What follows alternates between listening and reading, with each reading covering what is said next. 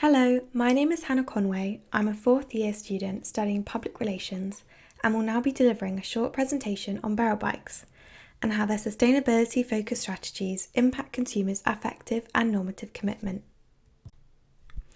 So what is Beryl? Beryl is a bicycle rental service and was founded by Emily Brooke in 2012. During the fight against climate change, Beryl have made it their mission to get more people cycling in cities to save the planet. As I felt commitment was one of the most important constructs within Beryl's relational strategies, let's define it. From literature, we've got a force of psychological attachment, a pledge of continuity, and an enduring desire to maintain a valued relationship. This analysis therefore conceptualizes commitment as a mental state of mind as well as behavioural, with a key focus on longevity. Using Allen and Mayer's three-component model, we can break commitment down even further into needs, wants, and duty felt by consumers. For the purpose of this presentation, I have focused on affective and normative commitment. AC refers to an emotional attachment whereby consumers are able to identify with an organisation, whereas NC refers to the moral duty and obligation felt towards an organisation by consumers. If we think about sustainability-based communication, it appeals predominantly to the consumer's emotional attachments and moral duty to the environment, encouraging relationships between organisations that care for the environment and consumers that are thankful towards the initiatives and share the same values.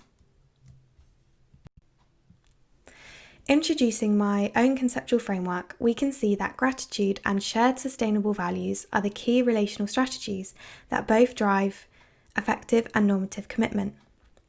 Positive word of mouth and customer retention are the identified outcomes. The first driver of affective commitment is gratitude. This may seem a bit odd in the context of Beryl Bikes, but due to the increasing pressure of do your bit for the environment in today's society, I argue that consumers feel grateful towards organisations that provide easy ways to change their lifestyles to a more sustainable one. Gratitude has been identified as an emotional response which arises from the recognition of a benefit received, suggesting that you can feel grateful without actually expressing it. However, looking at these examples, we can see that this consumer appreciates the convenience, speed, and cost of using a Beryl bike. Due to this recognition, they have developed an emotional attachment that increases affective commitment. The second driver of affective commitment is shared sustainable values, which has been adapted from Morgan and Hunt's 1994 definition, the common beliefs between a consumer and an organisation regarding environmental sustainability.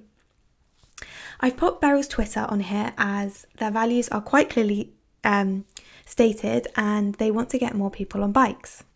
There's also a quote on here from the local council that nicely outlines their shared aim before highlighting that they both value affordable, healthy and sustainable transport by getting more people on bikes. The only driver of normative commitment from my framework is also shared sustainable values.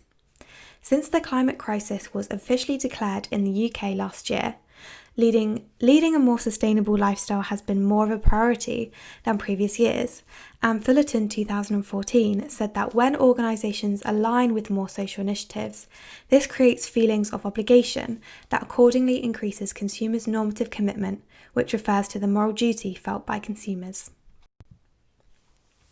Positive word of mouth is the only identified outcome of effective commitment, which I have defined myself as spoken or online communication to express positive experiences with an organisation. Here the example is that a customer has used a Beryl bike and talked positively about it.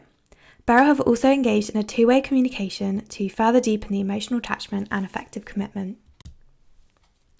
Customer retention is an outcome of both effective and normative commitment, which has been defined as repeat purchase behaviour stimulated by organisations' activities.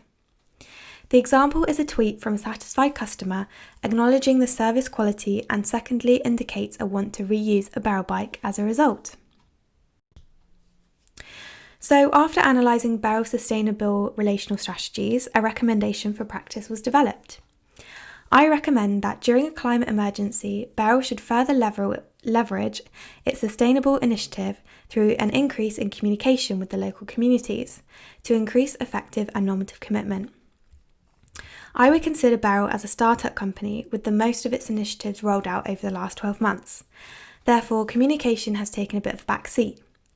I suggest now that they increase on and offline communication to encourage further sense of community, due to the very community-based nature of the initiative to work. For example, through implementing local radio and pop-up events, as well as social media updates personalised and tailored to each community.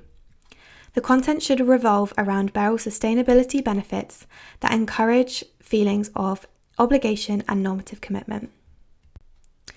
Thank you very much for listening. I hope you enjoyed it. And in case you're interested, here are the list of references.